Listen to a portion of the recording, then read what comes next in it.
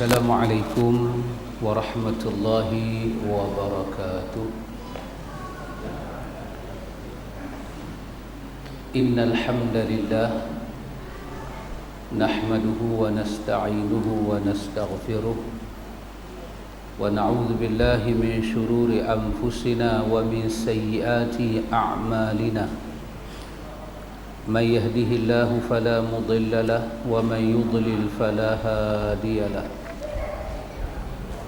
أشهد أن لا إله إلا الله وحده لا شريك له وأشهد أن محمدا عبده ورسوله.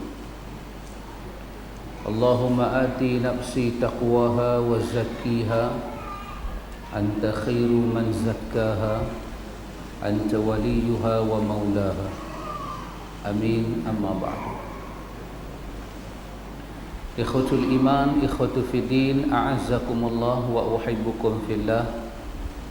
Alhamdulillah, alhamdulillah, summa alhamdulillah. Akhi muslim wa ukhtil muslimah, a'azzakumullah. Alhamdulillah, ikhwatul iman, kita sambung majlis ta'lim. Malam ini ikhwatul iman, rasanya kita pada muka surat 117. Kita masih di bawah bab muraqabah.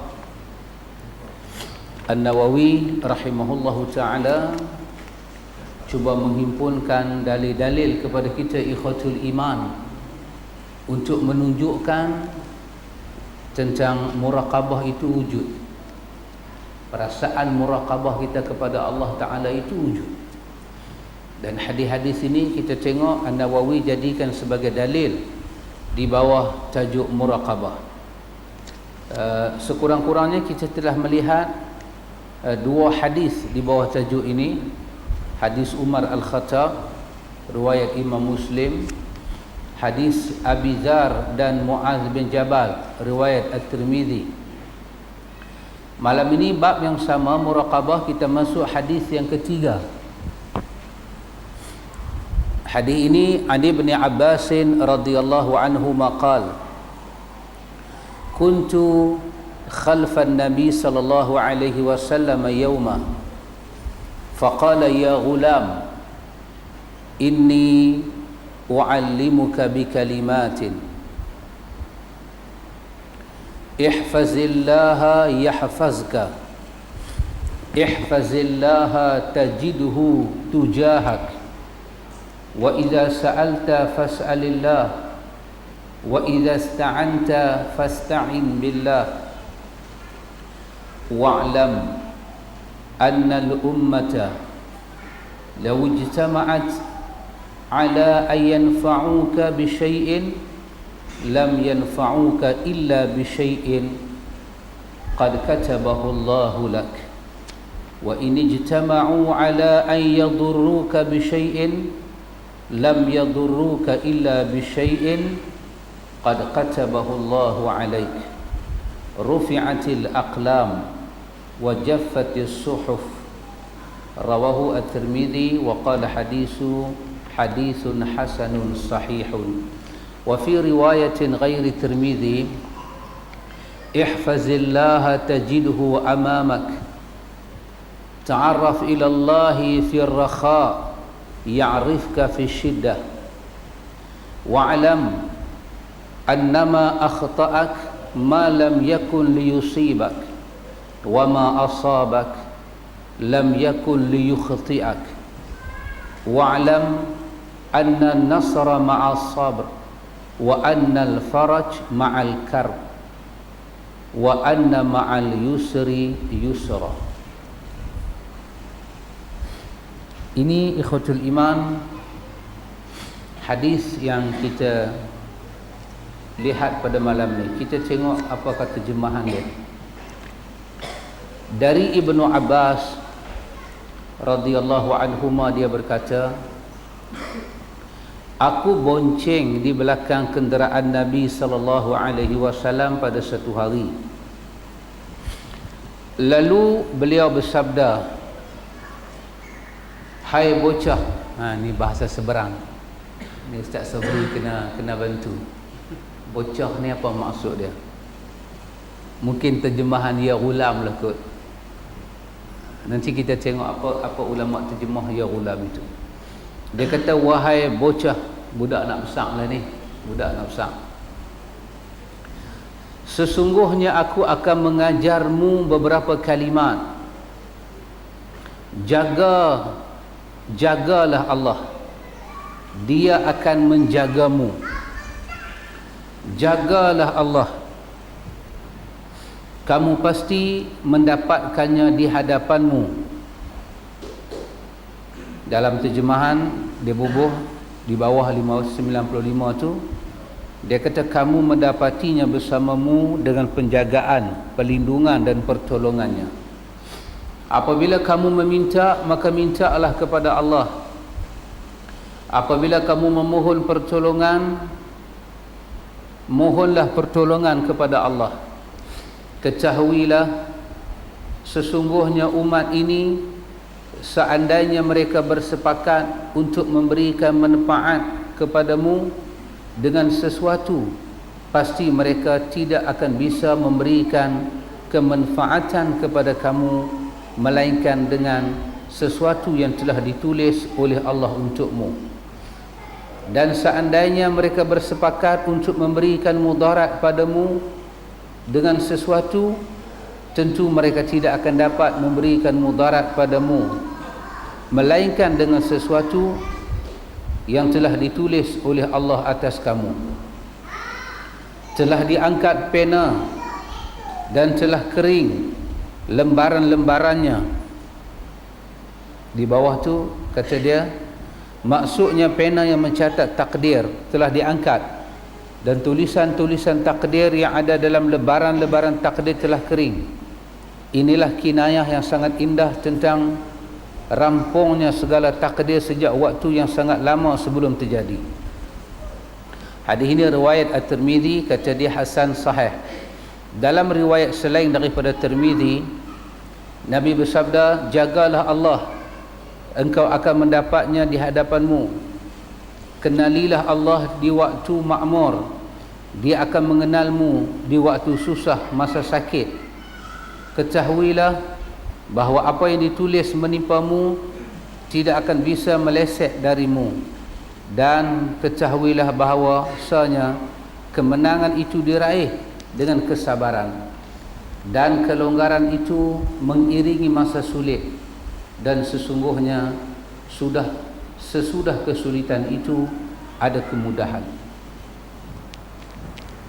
Ini ikhwatul iman, hadis yang kita jumpa pada malam ini berkaitan dengan masalah muraqabah. Ikhwatul iman, An-Nawawi rahimahullahu ta'ala, nampaknya ada satu benda Nawawi nak sampaikan kepada kita ikhwatul iman, iaitu muraqabah ini ikhwatul iman, sesuatu yang kita boleh capai, sesuatu yang bukan benda ajaib, dia benda yang kita boleh capai. Semuanya ikhwan bergantung atas usaha yang kita buat, doa yang kita panjatkan, pergaulan yang kita bercampur, bacaan yang kita baca. Kesemuanya berkaitan dengan bi'atus salihah, persekitaran yang baik yang membantu. Hadis ini ikhwatul iman riwayat daripada Abdullah bin Abbas. Hadis ini riwayat daripada Abdullah bin Abbas. Kita tahu ikhwatul iman, Abdullah bin Abbas ini dia orang yang istimewa. Ada beberapa keistimewaan Abdullah bin Abbas. Di antaranya, dia ini orang yang kesemua kita tahu Nabi pernah mendoakan. Nabi pernah mendoakan dengan beberapa doa. Allahumma faqihu fid din, Allahumma alimhu al-kitab wa alimhu ta'wil. Ini di antara doa Nabi sampai kepada Abdullah bin Abbas, sehingga kan dia dipanggil lautan ilmu di kalangan para sahabat. Dia lahir 3 tahun sebelum Nabi hijrah. Dia sempat menyaksikan beberapa ujian-ujian Allah Ta'ala yang turun kepada para sahabat. kubur dia berada di kawasan Taif. Di kawasan Taif. Ibnu Abbas ini ikhwatul iman, dia seorang sahabat yang banyak masuk keluar rumah Nabi, terutamanya rumah Maimunah. Sebab apa? Sebab Maimunah dengan mak dia Ummul Fadal dua beradik. Jadi Maimunah tu jatuh mak menakan dia. Jadi apabila Rasulullah kena pergi gilik rumah isteri-isteri lain, Maimunah akan ambil Ibnu Abbas untuk teman dia, untuk teman Maimunah yang duduk seorang-seorang tu. Dia dengan keluarga Nabi ni begitu dekat. Kalau sebelah bapa dia Abbas dengan bapa Nabi. Kalau sebelah mak dia dengan isteri Nabi. Tapi Syiah tak cerita benda ni. Syiah hanya cerita Ali je. Dia tak cerita benda ni semua. Dia tak mau kita tahu kelebihan Abdullah bin Abbas. Dia tak mau kita tahu. Abdullah bin Abbas ini ikhwatul iman, ada satu keistimewaan dia.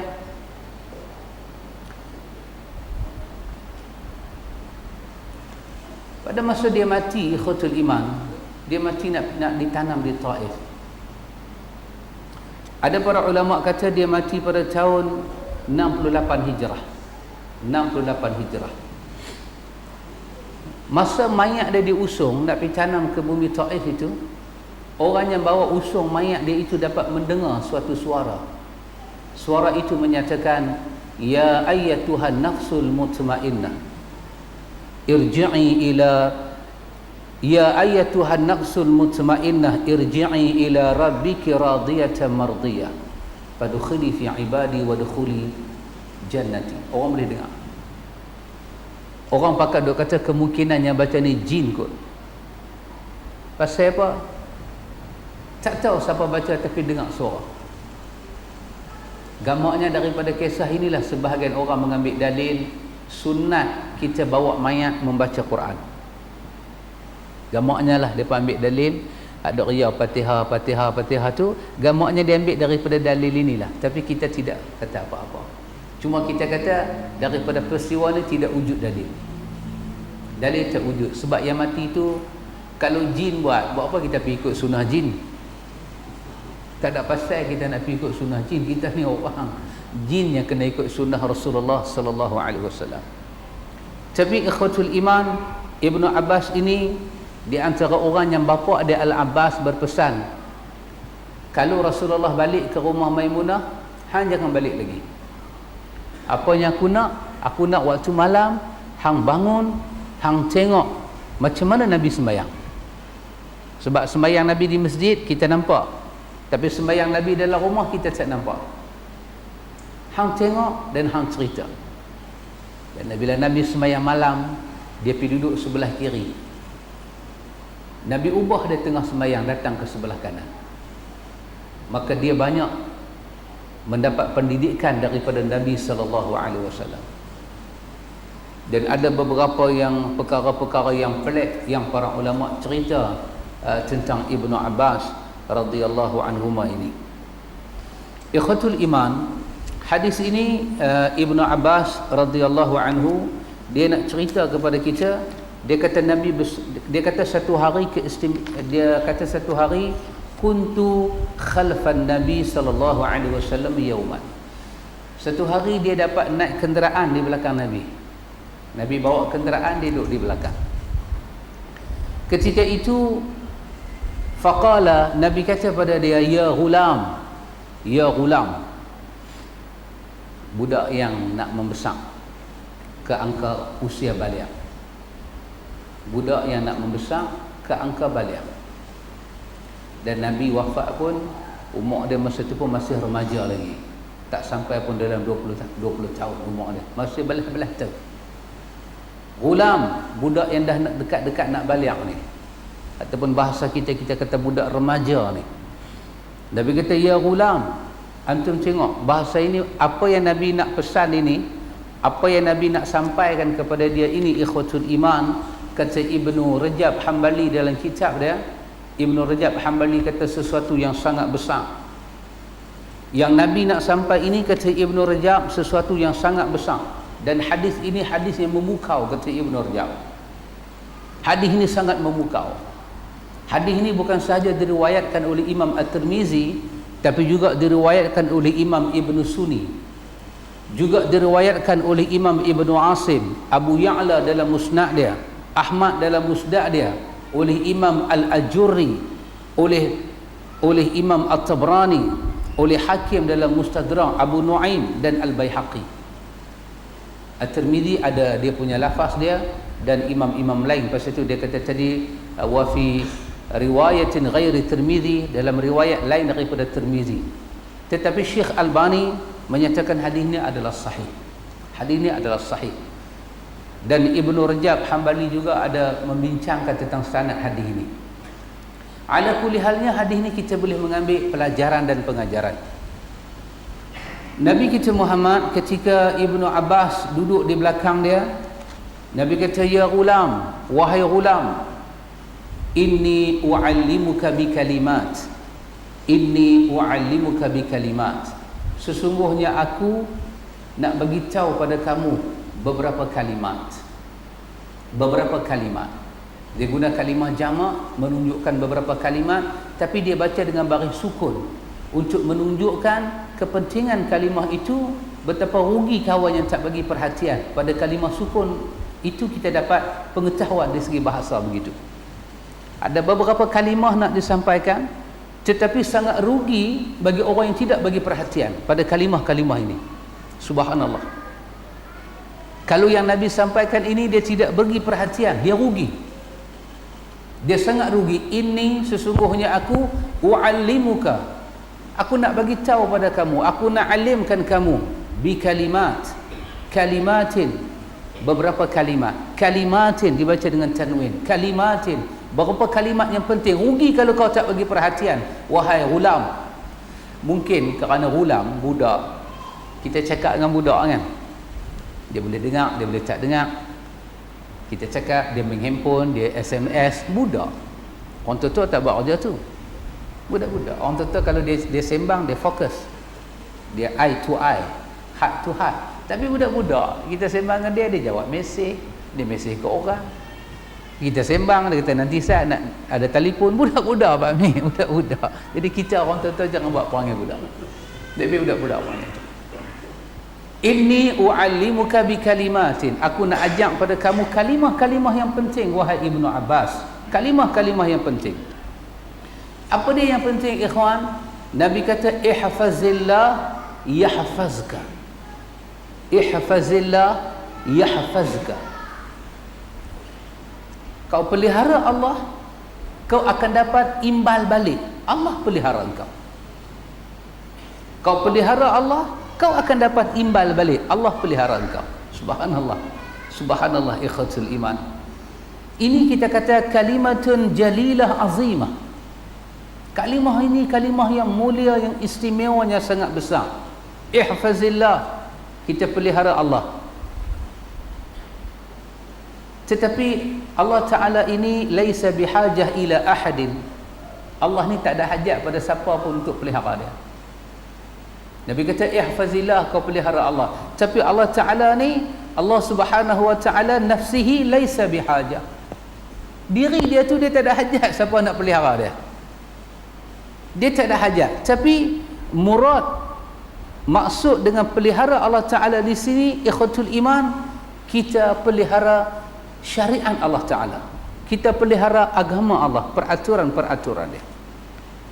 Kita cakap bahasa mudah faham, ikhwatul iman, kita pelihara Allah di sini. Maksud dia apa dia? Kita pelihara hubungan kita dengan Allah. Ikhwan, kalau orang tanya kat kita, hubungan kita dengan Allah ni ada di mana? Hubungan kita dengan Allah ni ada pada tempat yang bernama tauhid.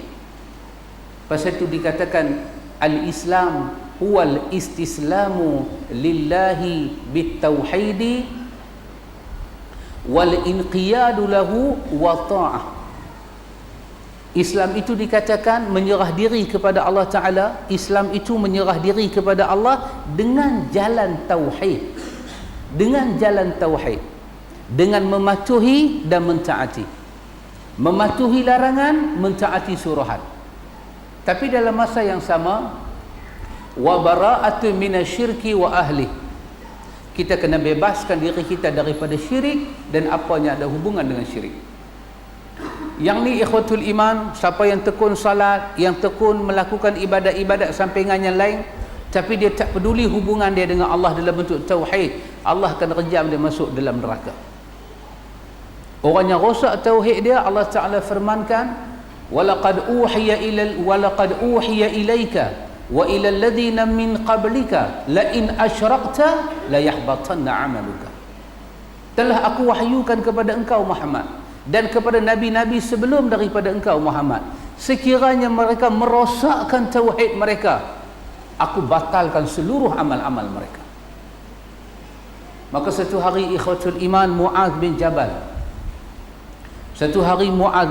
ikhwatul iman, dalam hadis Imam Bukhari dan Muslim, Muaz bin Jabal satu hari dia pun berpeluang seperti Ibnu Abbas, dapat duduk belakang. Nabi bawa keldai dia, dapat duduk di belakang. Masa itu Muaz duduk di belakang. Nabi kata sepatah pada Muaz, Nabi kata, ya Muaz, atadri ma haqqullahi 'alal ibad wa haqqul ibadi 'ala Allah. Nabi kata, Muaz, kamu tahu tak apa dia hak Allah kepada hamba-hambanya dan apakah hak hamba-hambanya kepada Allah? Kamu tahu tak wahai Muaz, Allah itu ada hak kepada kita. Allah tuntut dunia sampai akhirat. Kalau di dunia kita tak selesaikan hak Tuhan, di akhirat Allah tuntut. Dan tuntutan Allah di hari akhirat dalam bentuk pembalasan. Dan kita ada hak kepada Allah. Kita tunai hak Allah, kita boleh minta hak kita kepada Allah. Kita berhak minta hak kita pada Allah. Muaz kata, qultu Allah wa rasuluhu a'lam. Aku katakan Allah dan Rasul yang mengetahui. Maka Nabi bersabda, Nabi kata, Muaz, haqqullahi 'alal ibadi. Kamu tahukah hak Allah kepada hambanya apa? Iaitulah ay ya'buduhu wa la yusyriku bihi syai'a.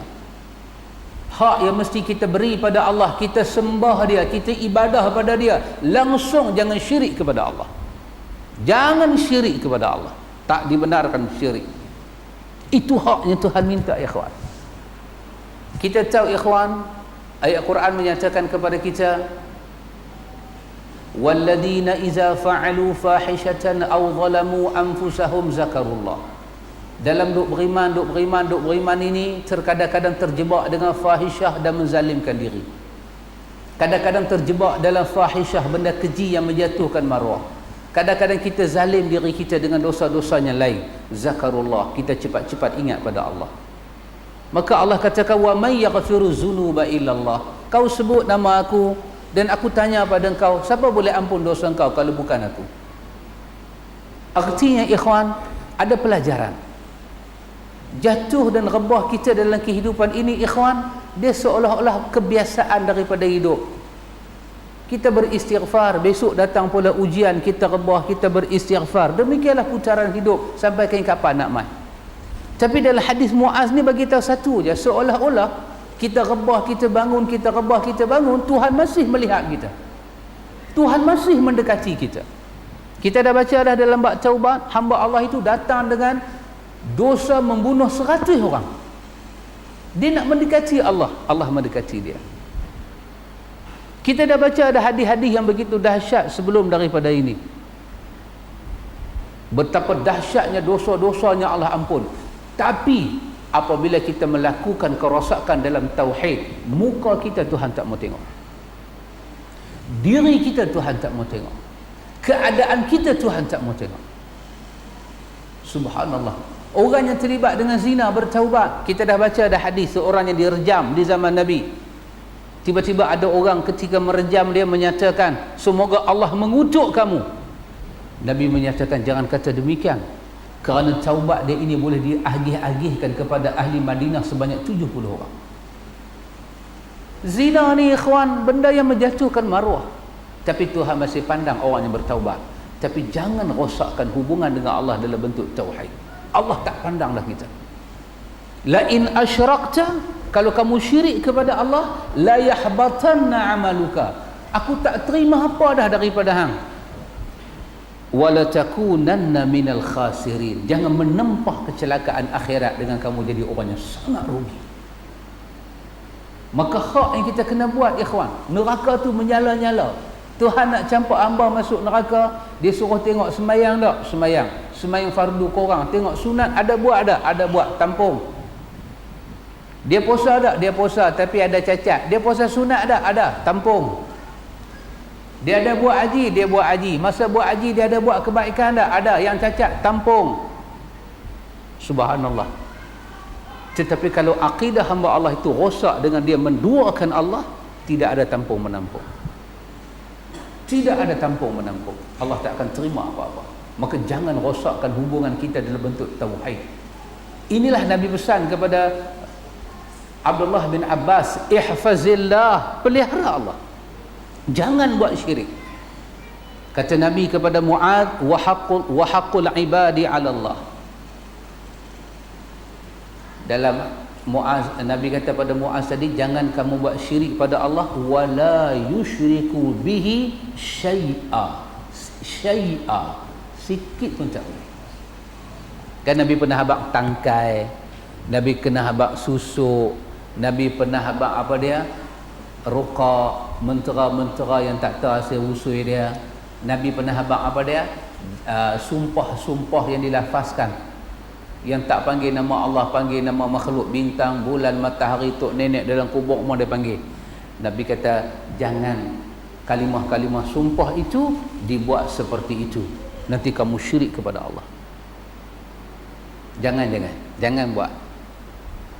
Lepas tu Nabi kata pada Mu'adz, adapun bila kamu dah tak syirik pada Allah, kamu tauhid pada Allah dengan betul, kamu tak rosakkan akidah, kamu boleh minta kepada Allah di hari akhirat bahagian kamu pula. Apa dia? Iaitulah setelah kamu tidak syirik dan malaikat cek buku kamu tidak syirik, maka kamu berhak minta hak kamu. Apa dia hak kamu? Alla yu'adziba man la yusyriku bihi syai'a, bahawa Allah tidak akan memberi azab pada orang yang tidak syirik pada dia. Kamu berhak minta pada Allah, ya Allah, aku tak pernah syirik pada hang, maka aku berhak diampun, ya Allah.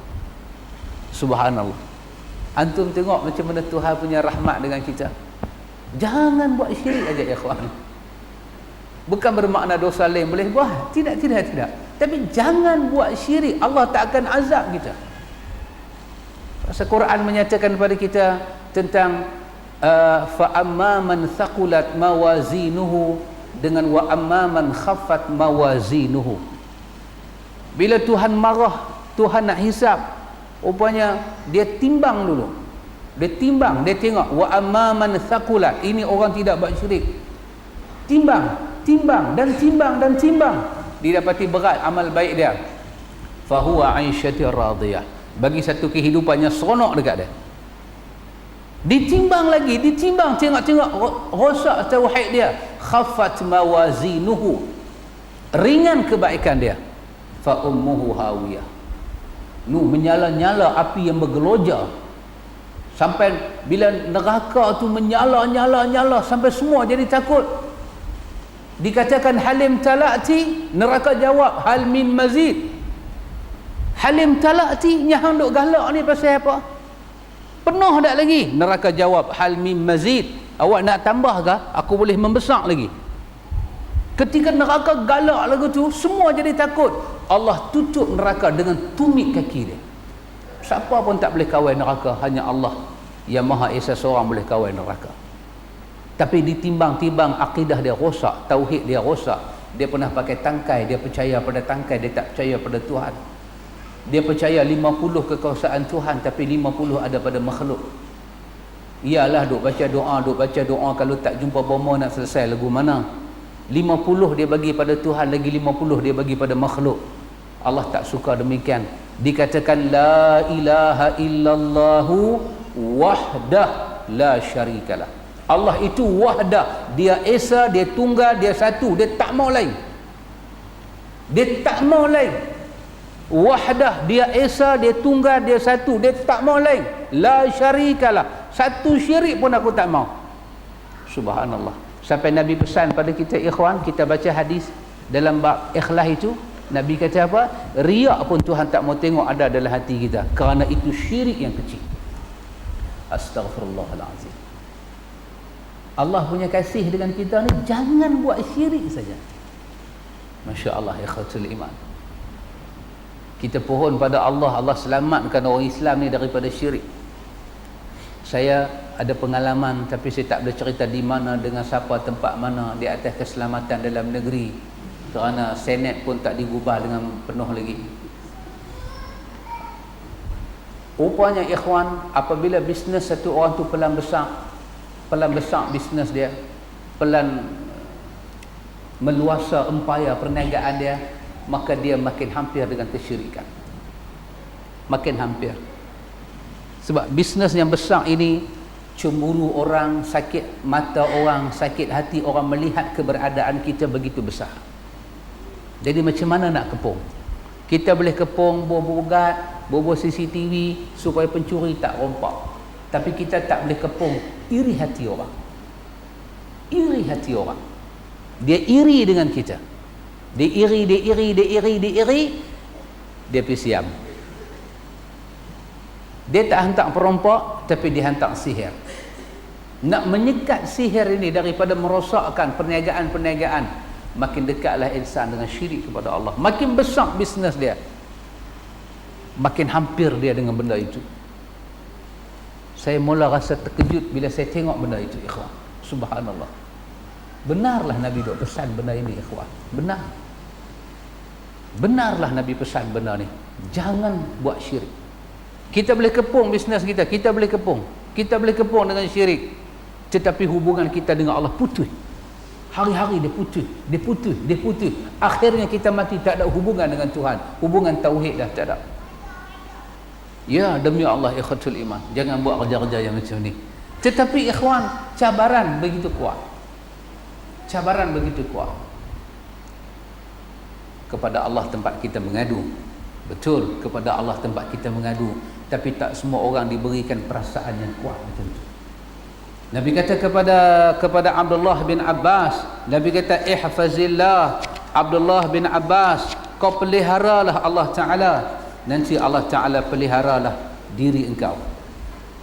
Mungkin itu juga yang Allah sebutkan dalam surah Muhammad, ya ayyuhalladzina amanu in tansurullah yansurkum. Orang beriman, kalau kamu bantu Allah, Allah Ta'ala akan bantu kamu. Allah tak ada hajat pada diri dia, pada sifat dia, pada apa yang dia ada kita bantu, tidak. Dia nak kita buat sesuatu apa yang dia syariatkan, nanti dia akan tunjuk bantuan dia. Nabi kata, ihfazillah tajidhu tujahak. Ihfazillah tajidhu tujahak. Kamu pelihara Allah Ta'ala, nanti kamu akan tengok Allah Ta'ala akan berada di hadapan kamu. Allah Ta'ala akan selesaikan urusan-urusan kamu. Subhanallah. Ulama kata ulama salaf, ikhwatul iman, satu, kita pelihara benda yang tak nampak kita dengan Allah, hak nama tauhid. Jaga satu. Yang kedua, kata para ulama, kita jaga benda yang nampak, yang zahir ini. Makan, pakai, perhubungan, kita jaga. Bila kita dah jaga dah benda ni, Allah akan tunjuk dia jaga kita. Allah akan tunjuk dia ada. Dia akan tunjuk kata dia ada, dan dia duk jaga kita, dia duk awasi kita. Kadang-kadang Tuhan tunjuk, ikhwan, tapi hati tutup. Kadang-kadang Tuhan tunjuk macam mana dia campak hidayah masuk dalam hati, orang tu nampak Tuhan kawal dia. Orang tu nampak Tuhan kawal dia. Macam satu cerita lama lah, Pak Cik cerita dengan saya. Dia kata, Ustaz, zaman 80-an, 70-an jangan cakap lah, minum dengan judi ni jangan sembang lah. Kalau hidup tuan-tuan tak minum, tak main judi, kira bukan orang Melayu lah. Time tu kira tak penyepak orang, bukan orang tua-tua lah. Time tu kira tak balas ganja, bukan hang tua lah. Zaman tu Saya nak cerita satu benda Ustaz. Dekat-dekat saya nak berubah. Saya duduk di rumah ni, duk pi apa, nombor ekor ni, duk pi kira dah nombor. 4 nombor nak pi tikam. Tapi hari tu memang Tuhan nak jaga saya. Saya pun tak tengok hari kot nak pi. Kedai nombor semua tutup. Sama ada kedai nombor tutup ataupun Tuhan bagi mata saya nampak tutup, saya tak tahu. Saya pergi kedai tu tutup, pergi kedai ni tutup. Saya balik, saya melengung. Apa pasal? Apa pasal jadi lagu tu, dia kata. Dia kata bila duk main kuliah ni baru tahulah tak ada pasal. Saja Tuhan nak bagi hidayah. Saja Tuhan nak bagi petunjuk. Antum tengok macam mana Tuhan jaga kita. Ada orang nak pergi buat maksiat, dia nak masuk dah kedai nombor ekor, tapi queue punya pasal dia balik, dia bebai. Queue punya pasal dia bebai. Leceh betul, kita nak tikam, mereka pun nak tikam. Queue tu buat dia bebai, dia balik dengan bebai, tapi dia tak nampak. Allah lindung dia. Allah bagi queue. Kadang-kadang start motor dah nak pergi serang siapa ke dengan motor, brum kata duk pergi start, kena lampu merah menjam. Bukan saja lampu merah tu bukan kenal dia pun, tapi Tuhan blok dia. Jumpa satu lampu merah duk main nombor 99, dia masuk di 99, dia nak potong, dia tak berani. Tapi nak pi serang orang, 5 lampu merah kena lagu tu, kawan dia nak serang pun dah balik dah. Bukan saja ikhwan, Allah lindung. Balik bebai, baling helmet atas lantai, retak helmet. Mujur dia tak ada. Kalau dia dah aku tetap mampu. Dah bukan mujur. Allah nak bagi hidayah. Allah jaga kita. Dah Allah tak bagi tahu macam mana dia jaga kita. Tapi kita buka mata hati, banyak kerja jahat kita Tuhan gagalkan. Banyak siri dan episod jahat kita nak buat, Allah gagalkan. Allah sayang dengan kita ya kawan. Kemungkinan dalam hidup kita ni ada benda baik yang kita buat, Tuhan pandang. Allah belok. Tak tahulah ya kawan. Mungkin sampai satu tahap Allah belok dengan dia lepas penyakit mai kita. Dia bagi sakit jantung, hilang takabur dan sombong. Dulu sebelum sakit jantung tak sembang lagu ni. Bila kena 3 blok, dia pergi cucuk kat sini, dia apa ke dia panggil, pergi cucuk apa ke, spring apa ke, naik sampai atas ni, kena 3 blok. Hari ni tawabah. Kita kata apalah aku pergi sakit, aku tak makan minyak pun, exercise tiap-tiap pagi, aerobik tiap-tiap pagi, tapi pasal apa boleh 3 blok? Tak ada pasal. Penyakit itu makhluk, Allah pencipta, kita makhluk, dia hantar, dia nak pusing hidup kita. Allah punya urusan. Kadang-kadang dia tak pusing kita, dia pusing cucu kita. Tok Wan berubah. Kadang-kadang penyakit tak attack kita, attack abang kita, adik kita, kakak berubah. Kesemua ini ikhwatul iman, muraqabah. Jiwa kita nampak Tuhan dekat dengan kita. Tuhan duk tunjuk dan duk betulkan kehidupan kita. Nabi kata pada Abdullah bin Abbas, Nabi kata ihfazillah yahfazka, ihfazillah tajidhu tujahak. Kamu akan dapati Allah itu bersama dengan kau. Wa idza sa'alta fas'alillah. Bila kamu ada benda kamu nak minta kepada Allah. Minta kepada Allah. Tapi wa idza sta'anta fasta'in billah. Bila ada benda kamu nak minta perlindungan, juga minta perlindungan kepada Allah. Sa'ala, minta benda baik, minta nikmat, ya Allah bagi tu bagi ni. Tapi ada benda kita minta Allah lindung kita, maka juga minta kepada Allah. Tak usah pakai tangkai, tak usah duk buat pagar, pergi pacak pokok asal baca apa ke keliling rumah, tak payah. Tak payah ikhwatul iman. Bo pagak bata tak apalah, pagak bata pagak buluh yang tu tak apalah, supaya babi hutan tak turun main, tak apa. Tapi ini hak pagak di perut ni, hak tangkai di tangan anak-anak ni, hak tangkai. Kita ingat dia gantung biji tasbih dalam kereta, dah tangkai lah pun ikut perubahan zaman. Bomo lah Facebook lah, kita tempah nombor bomo dengan Facebook. Kita tak payah beratok queue dah. Bomo panggil pun dengan Facebook. Dia bagi satu macam kayu kokar, dia kata gantung dalam kereta. Kita duk ingat biji tasbih kita nak kereta dia. Tapi rupanya tangkai mai dalam rupa biji tasbih. Bila jadi apa-apa kereta dia pegang biji tasbih tu, dia genggam. Kita ingat dia nak tasbih. Dia ingat dia tasbih, rupanya dah ada benda lain. Dia minta pertolongan pada benda lain. Nabi kata dah, manusia dia suka minta benda baik pada Tuhan. Bila Allah uji benda buruk, dia tak tahan. Dia akan cuba khatiak cara lain. Maka Nabi kata, wa idza sta'anta fasta'inu billah. Bila ada kamu nak mohon perlindungan daripada sesuatu, berlindunglah dengan nama Allah. Nabi ajak doa bukan sikit, ikhwatul iman. Doa dalam takut, doa tak boleh tidur, doa ketika resah, doa ketika gundah, semua Nabi ajak. Dalam doa zikir pagi dengan petang, belah pagi nak baca apa, belah petang nak baca apa, subhanallah, cukup banyak. Jangan tinggal zikir pagi dan petang tu. Tak boleh baca semua, baca takat mana yang boleh. Tinggal jangan. Quran tak boleh ikhwan. Ni dah masuk pukul 10 suku dah. Bukan nak berhenti saja abang, tak berhenti. Tak berhenti saja abang. Lah dah masuk 10 suku dah. Hari Selasa ni tirai dah nak turun ke bawah dah. Tak pergi antum nak letak kepala tidur, mesti mau ingat Quran baca dak lagi. Jangan tidur Quran tak baca ikhwan. Pasal apa? Dia nur, dia cahaya ikhwan. Dia protect kita. Tak ada setan suka dengar kalam-kalam Allah. Tak ada setan. Tak ada iblis dan syaitan boleh dengar nama Allah melainkan dia lari. Nabi dia buat umpama dah. Rumah yang tak baca Quran macam kubur. Dan jangan jadikan rumah kamu macam kubur. Nabi dia buat perumpamaan tu. Maka kita kena baca Quran. Saya tak boleh baca Quran macam mana? Saya tak boleh baca Quran macam mana? Buat sesuatu. Buat sesuatu. Ima ente buka tengok, ima ente pasang keset-keset.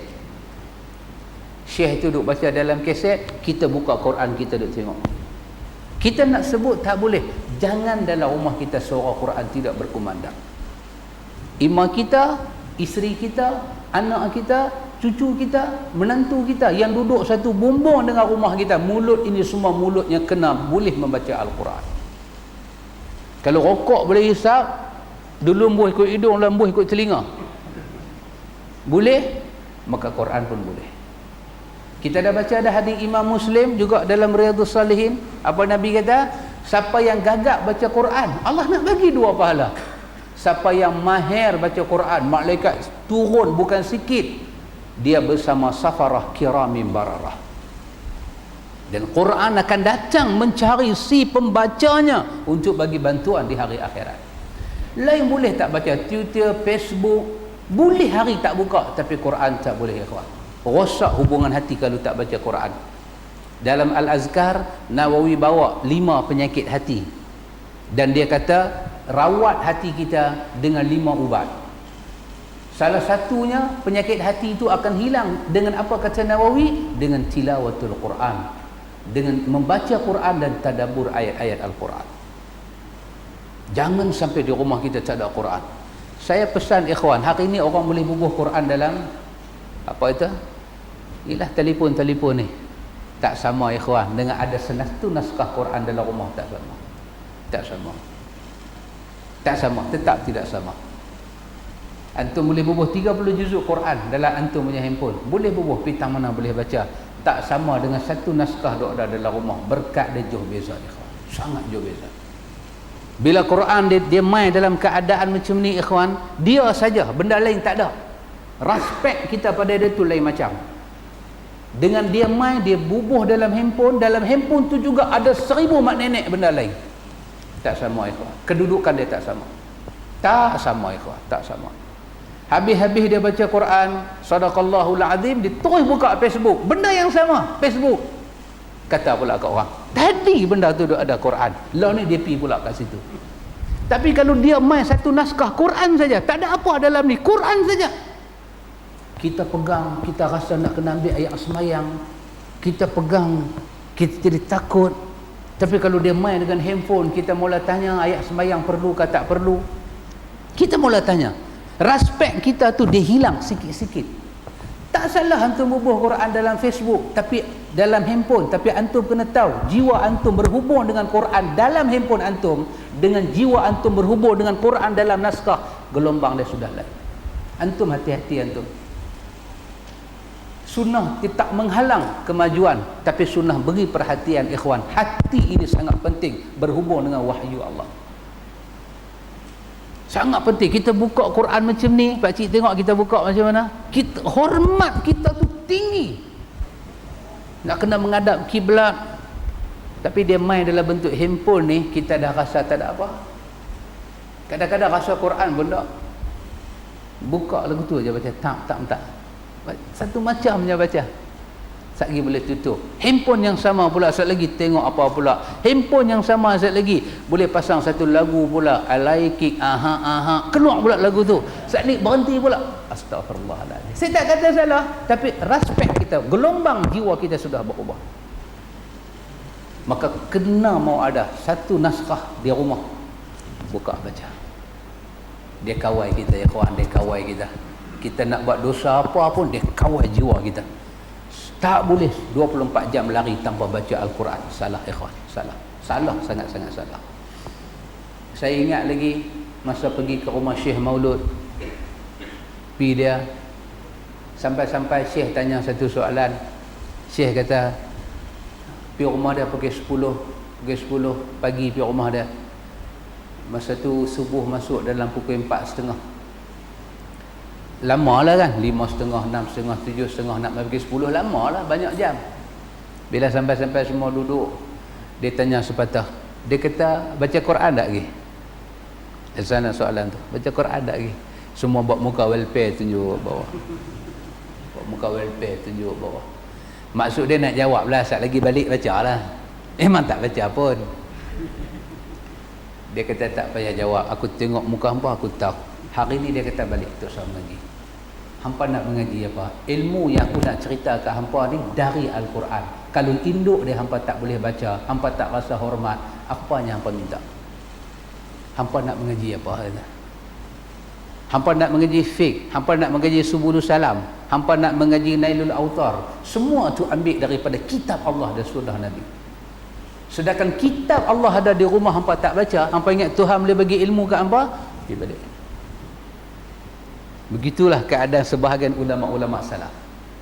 Sebahagian yang pernah kita jumpa secara real dengan mereka. Kita balik pula di Malaysia, kita pula tanya ustaz baca Quran tak lagi hari ni? Ustaz pula jawab sunat. Ustaz jawab sunat. Ustaz pula marah. Ni nak baca kitab kan nak baca Quran? Nak baca Quran di tempat lain. Beza sangat. Tak boleh ikhwan. Allah pelihara kita dengan ayat-ayat dia. Kata dia wa'lam, ketahuilah wahai budak, annal ummata, kalau ummah, dia tak kata annan nasa, manusia, dia kata ummah. Ummah ni angkatan yang besar. Kalau sekiranya seluruh ummah ni berhimpun, mereka berhimpun untuk apa? Untuk memberi manfaat kepada engkau. Demi Allah, manfaat tak sampai melainkan apa yang telah Allah tulis kepada engkau. Apa dia ikhwan? Nabi suruh Abdullah bin Abbas ini beriman dengan apa yang Allah tulis kepada dia. Kalau orang berhimpun nak tolong, nak bantu, nak bagi, tak akan sampai. Kadar yang akan sampai dengan pertolongan orang tu pada kadar apa? Qad kataballahu lak.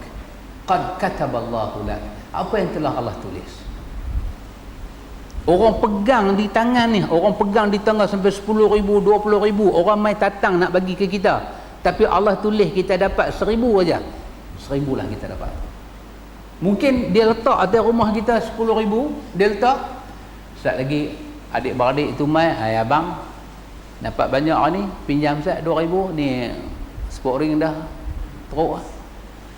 Hati kita akan jadi murah bagi kat dia. Kita bagi last kali yang kita akan makan. Apa yang Allah tulis?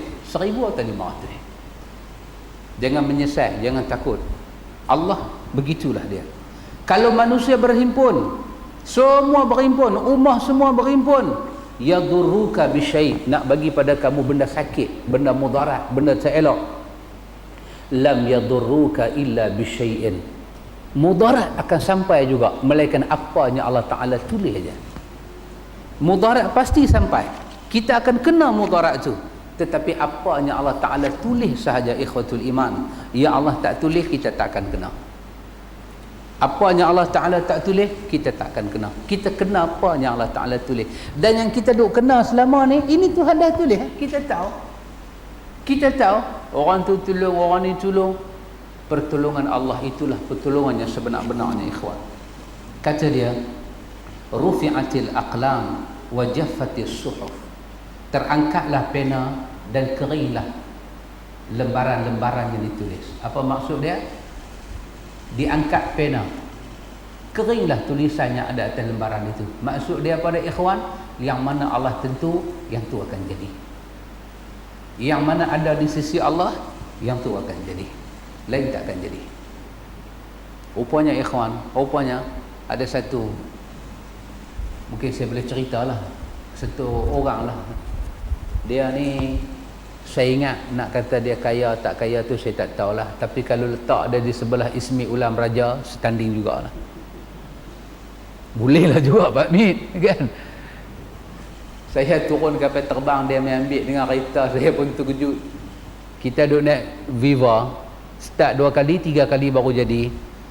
Kan kita turun kapal terbang, dia ambil dengan kereta, kita kecap ayat liok, tertelan dengan biji alkum tu. Dia jemput ceramah, dia main ambil dengan kereta macam tu. Dia tak tahu kita ni Penang punya mai.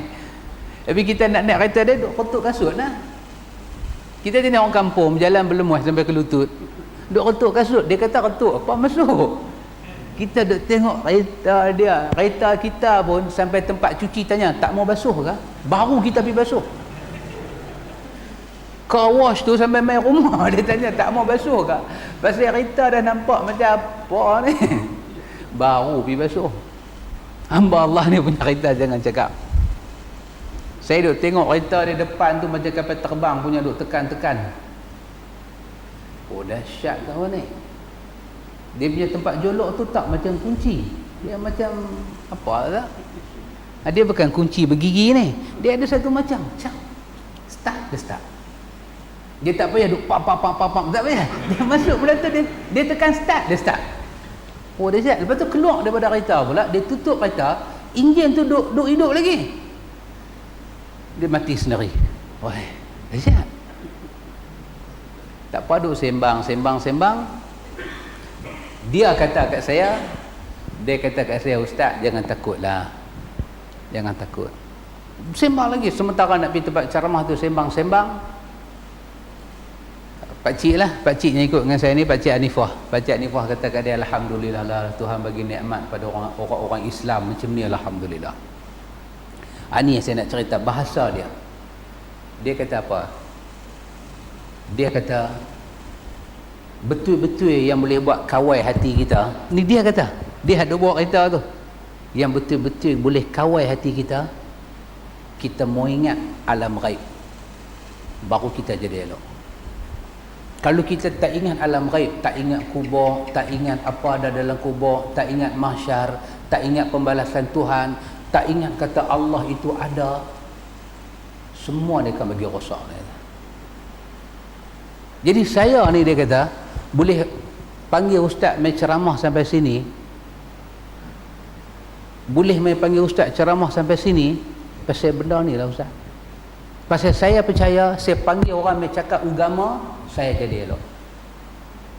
Kalau saya panggil orang just bagi apa-apa, tak bagi agama, saya, pekerja saya tahu mesti hidup tak elok. Boleh kaya, boleh raya, tapi mesti hidup kena laknat dengan Tuhan.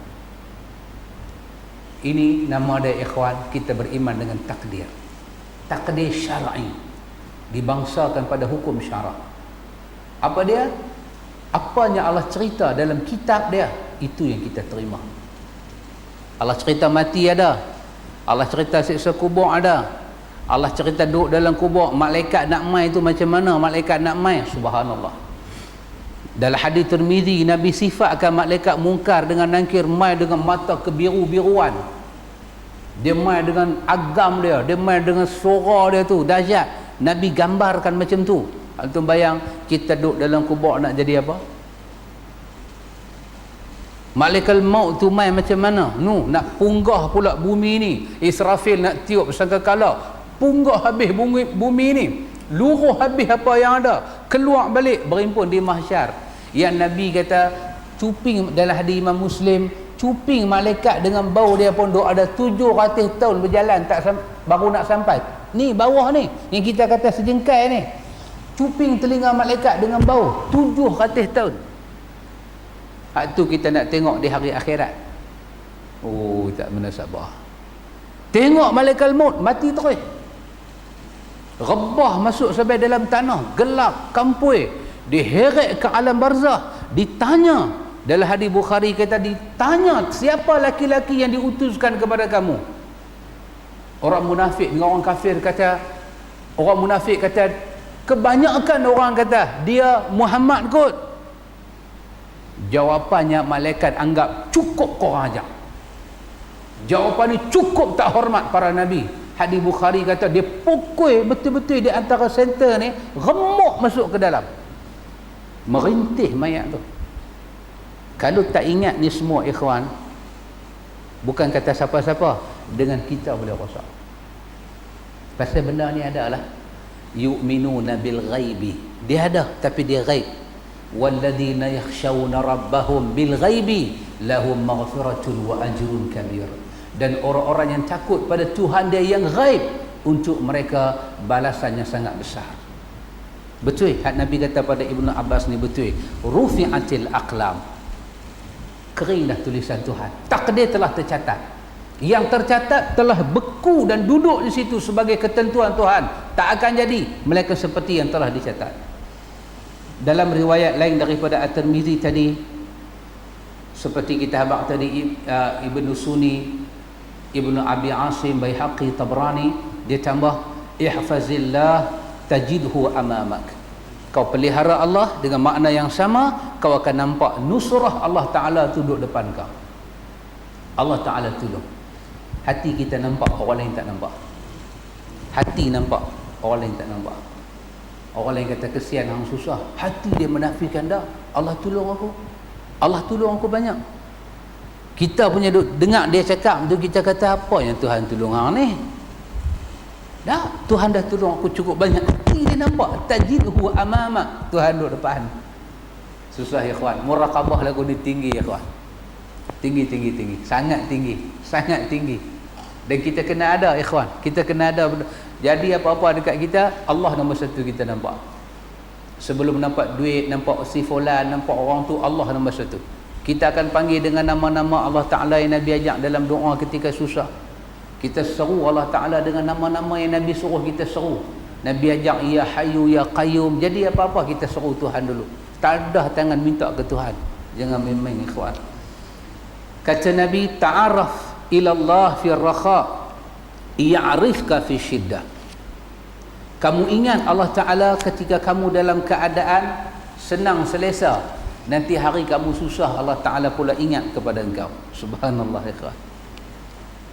Kulli akullak. Orang kata kulli akullak.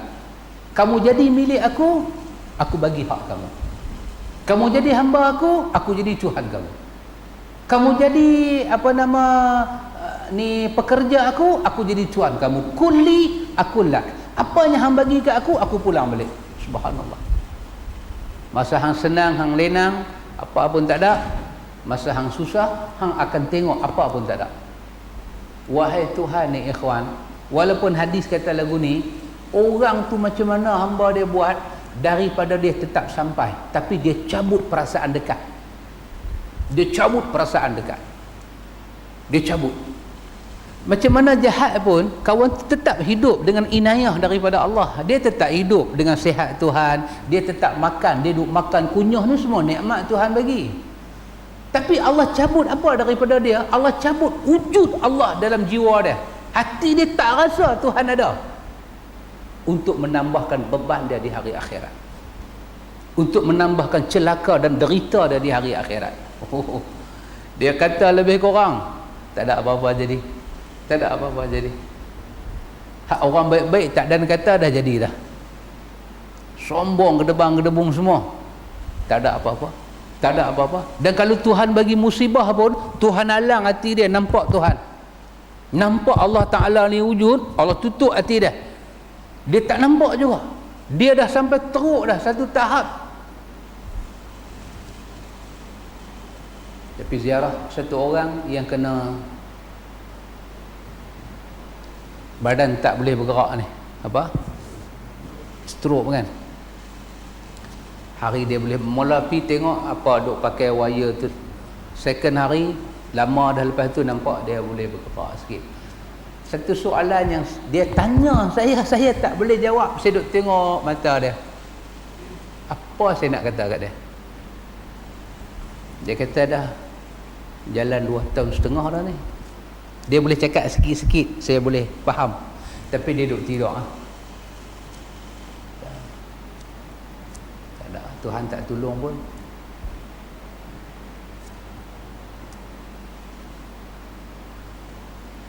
Allah firman, ud'uni astajib lakum. Hang minta aku bagi. Tapi duk minta dia buat macam dia tak ada. Itu nak kata apa? Tak boleh tahan. Bahasa lagu tu buat kita tak boleh tahan. Dia jadi sayu hati. Kita jadi nak menapah tak lepas. Kita duk tengok dia, dengar ayat dia, dengan bahasa kita bagi balik kat dia. Kita kata Allah kata minta, dia bagi. Dia kata dah 2 tahun setengah duk minta. Dia buat macam dia tak ada. Kira macam duk minta kat benda tak wujud. Kalau tak bagi pulih semua pun bagi boleh berjalan, kira kadar tak bagi susah orang sudahlah. Takkan yang tu pun tak mampu bagi kot. Nak kata apa pakcik? Saya nak kata apa? Saya tak tahu nak kata apa. Saya tadah tangan, ya Allah, tolonglah hamba hang ni ya Allah. Takat tu je boleh kata walhamdulillah rabbil alamin. Tak boleh dah nak tatap wajah dia tu, ayak mata kita jadi nak luruh. Tengok ujian Allah Ta'ala ke dia, dengar bahasa dia, pengaduan dia, doa dia, dengan kedudukan keluarga dia, dengan semua jadi kucai kacir. Tuhan ni betul-betul ada ke? Bila hamba dah main macam tu, dah. Saya nak kata istighfar, saya boleh suruh dia istighfar. Tapi dia tu, apa dia kena ni? Musibah apa dia kena ni? Cabut perasaan dia dengan Tuhan tu, cabut. Pelik dengan satu, Pak Mik pun biasa pergi ziarah dengan saya. Mama Pak Mik di Kelang. Mama perempuan, mama. Saya tak tahu nama dia, saya panggil mama aja. Duk main kuliah. Pergi Langkawi. Balik Langkawi, satu badan tak boleh bergerak. Masuk hospital mana kah tak tahulah. Saya pergi ziarah dengan Pak Mik hari tu ni. Masuk ziarah, sebelah tangan tak boleh angkat. Jaga aurat dia. Masa saya pergi tu tengah baca Quran. Perempuan. Hak saya cerita mula tadi tu jantan. Mama. Orang pegawai kerajaan baca Quran. Lepas tu saya pergi rumah dia dengan Pak Amit, duduk atas kerusi roda, tak ada perubahan kot. Kata dia nak boleh berjalan, tak ada. Macam tu. Dia boleh bagi motivasi kita yang main tengok dia ni, lebih daripada kita main nak bagi semangat kat dia. Ini semua kerja Allah. Allah buat dan Allah tak pernah zalim ke orang. Dia wujud, dia ada, dia kuasa. Dia nak bagi senang, dia bagi. Dia nak bagi susah, dia bagi. Kita jangan susah hati. Kita berhubung dengan Tuhan, Tuhan tak abai kita sama sekali.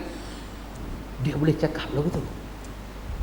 Saya ada, Ustaz Amar ada, Ustaz Yub ada, pergi ziarah dia ke hospital, bawa habatus sauda, bawa bagi apa ni minyak zaitun, bagi kat dia. Kita nak bagi kat dia, dia yang bagi semangat kat kita. Ikhwan, sama sakit, tapi orang ni Allah bagi nikmat nampak Tuhan. Orang ni Allah tahan. Hijab Allah tahan. Ini satu benda yang kita kata, ingat Allah masa kita sihat. Allah akan ingat kita. Tuhan tak ingat kita bukan makna dia tak bagi makan. Dia bagi makan. Makan minum ni tak ada tanda ingat, tak ada tanda tak ingat.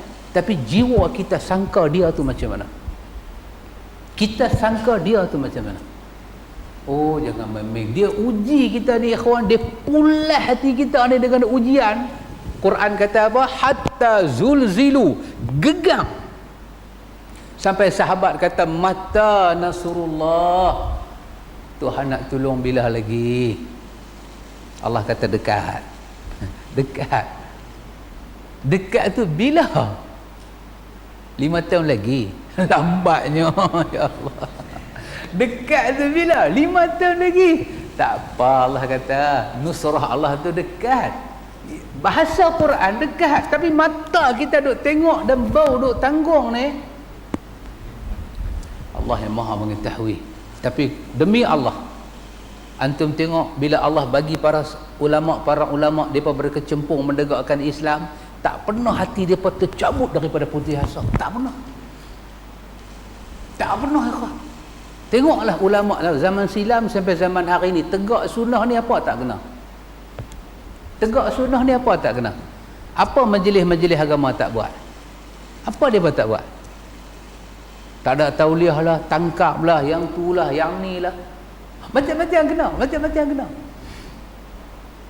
Saya tak bisa tengok tip yang Dr. Asri kena tangkap tu.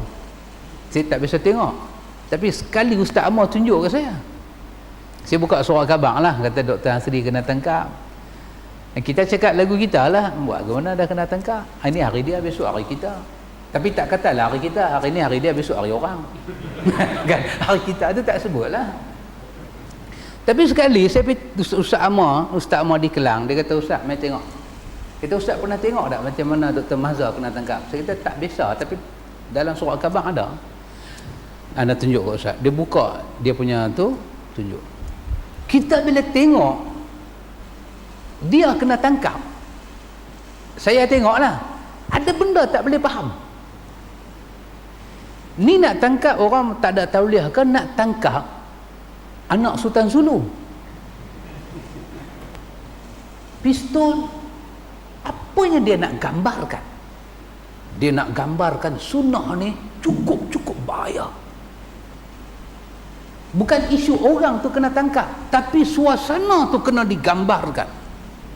Kena gambar macam tu. Bahaya dia ni macam mana? Dia bukan kata kereta biasa mai, kereta luar biasa pegang pistol.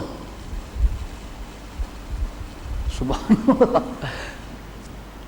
Bila orang kampung tengok, ui, pakai pistol, polis mai. Dia ajak apa? Sahih Bukhari ke buat bom? Tuan-tuan, orang kampung jadi takut, menyerot, jantung masuk dalam ni, menyerot masuk. Antum, pasal apa suasana tu digambarkan? Pasal orang kata sunnah tu tak betul, sunnah tu sesat. Dia takut dengan sunnah. Pada dia sunnah, depa duduk kata tu bukan sunnah. Pada mereka, sunnah yang dikatakan ini bukan sunnah, ini satu kesesatan, silap tafsir. Hadis tu betul, tapi mereka silap tafsir. Mereka yang silap tafsir dengan Quran dan sunnah ni, mereka ini bahaya. Digambarkan keadaan macam tu. Apa tak kena. Tapi sampai hari ni ikhwan, orang-orang yang kena macam ni semua, dia pada putih asa tak? Antum boleh tengok, ada putih asa? Tak ada putih asa. Tak, putih asa tu satu nikmat Allah Ta'ala bagi. Kita ni duk main mengaji ni, baru Pak Mentua tanya duk mengaji apa, tak mai dah. Tak mai dah. Tengok, Allah tak bagi nikmat kat kita. Ada Riyadhus Salihin, semua ada set di rumah. Pak Mentua tanya duk pergi mengaji di mana. Tak apa bapak, saya pun bukan pikrab sangat. Tuhan tak bagi nikmat. Hak ni kena gari, kena tangkap, masuk lokap. Semua mai pi mahkamah, gedebang-gedebung, keluar khabar seorang. Kawan di Indonesia hantar email, kawan di Brunei hantar mai SMS tanya, Singapura hantar mai tanya, satu dunia gah. Budak-budak duk mengaji di Riyadh hantar mai tanya, satu dunia tahu. Tapi orang yang lalui benda tu, dia ada putus asa tak? Tak ada. Nikmat daripada Allah. Ta'araf ila Allah fi rakha. Kau kenang Allah masa kau senang, kau ikut sunnah, kau tegakkan agama, jangan syirik pada Allah. Hari kau susah, Allah tunjuk dia duduk sebelah kau. Ni kita tak dapat lagi. Kita nak kena rasa ni hari tak ada duit, Tuhan ada sebelah. Kita rasa dekat Tuhan tolong kita, ikhwatul iman. Kata dia, kamu kena tahu bahawa apa yang menimpa kamu, itulah akan menimpa kamu. Bukan salah siapa. Itulah ujian daripada Allah Ta'ala. Dan kamu kena ingat, apa dia? An-nasra ma'as sabri. Allah Ta'ala tolong kita bersama sifat sabar kita. Kita ada sifat sabar, Allah mesti tolong kita. Dan ketahuilah, Allah Ta'ala akan buka ruang keluasan ketika Allah bagi kesempitan. Lepas jumpa satu benda sempit, dia akan jumpa satu keluasan. Tengok, lepas kena tangkap, lepas kena macam ni, dengan sebelum, apa beza dia? Orang yang lalu itu dia tahu. Kita tak tahu. Kita tak tahu. Kita tak tahu. Siapa kena, siapa tak kena, kita tak tahu. Kalau kita pernah kena, takutlah kan. Zat mereka memang lalu kita menyorok. Bukan kita, penceramah menyorok. Menyorok. Tapi kalau orang tu dia berhadapan, dia serah diri pada Allah, lepas dia kena susah, hanya dia yang tahu macam mana nikmat itu alir dalam hidup dia. Macam mana nikmat itu masuk. Macam mana sunnah itu terangkat. Macam mana orang mula cari, orang mula nak tahu. Macam mana musuh yang buat tu mula takut. Allah bagi balasan batin dekat dia. Oh, jangan ingat ya kawan, boleh duduk atas kerusi besar-besar lah ni kira jiwa gundah gulana. Senek tak boleh buat lagi. Jiwa gundah gulana. Sajalah bagi sakit hati bukan apa pun, tak ada apa. Dia jiwa gundah gulana. Kita kata boleh seronok, tak seronok. Siapa tahu? Tak seronok. Balik rumah nak tidur kan makan ubat tidur kah? Kita lah ni duk tidur dah. Tak ada ubat, tak ada apa. No, balik ambil satu ubat cekak. Kena jumpa pakar kaunseling. Tapi apa Nabi kata itu betul ikhwan. Last sekali, wa anna ma'al usri yusra. Sesungguhnya bersama dengan susah, perit, sakit, meleleh peluh keluar, mesti ada kesenangan. Mesti ada kesenangan. Antum tengok dari segi bahasa Arab dia, dia kata al-usri, dia guna ma'rifah al, yusra nakirah. Subhanallah. Ini ada satu nikmat ikhwan. Fa in wa anna ma'al yusri, sesungguh-sungguhnya dengan satu susahnya kamu lalui, yusra, terbuka pintu senang yang tak tahu banyak mana. Tak tahu banyak mana. Itu rentak ayat dia mai. Tak tahu banyak mana. Allahu Akbar. Allah buat lagu tu. Nabi pakai. Quran pun kata lagu tu, fa inna ma'al usri yusra, inna ma'al usri yusra. Macam tu juga. Susah dia pakai ma'rifah, senang dia pakai nakirah. Oh, dahsyat. Dahsyat. Ada benda yang Tuhan nak sampai dekat kita ni. Apa dia ikhwan? Satu susah, Allah bayar dengan ribu-ribu kesenangan. Siapa tahu? Orang yang lalui benda tu dia tahu. Dia tahu. Apa satu kita kata kita terima apa Tuhan bagi, cuma kita minta apa dia? Allah jangan bagi benda yang kita tak mampu. Itu kita minta. Tapi bila benda tu kena pada kita, demi Allah kita mampu. Cuma kita minta Allah bagi kuat jiwa kita, Allah bagi kepada kita jalan keluar, dan Allah bagi kita nampak rahmat ilahi itu dekat dengan kita. Itu kita kena minta pagi, malam, siang, petang, kena minta dekat Tuhan. Kena minta dekat Tuhan. InsyaAllah ikhwatul iman, kalau diberi kesempatan pada masa yang akan datang, kita akan masuk hadis yang keempat. Anas bin Malik nak cerita pula kepada kita. Ini murakabah juga. Anas bin Malik nak cerita pada kita satu benda yang kita kena belajar. Macam mana hati para sahabat ni tengok dosa. Macam mana hati kita ni tak dapat benda tu. Tak dapat. Tak dapat. Ada orang buat benda kecil-kecil yang Nabi tak buat, meskipun kecil dia sebesar rambut yang nipis tu. Tapi kalau benda tu Nabi tak buat, Anas kata kami melihat dia satu dosa yang cukup membinasakan. Ini hadis muraqabah, ni muraqabah hati, nampak macam mana? Kita memanglah Nabi tak buat, apa salah kita buat?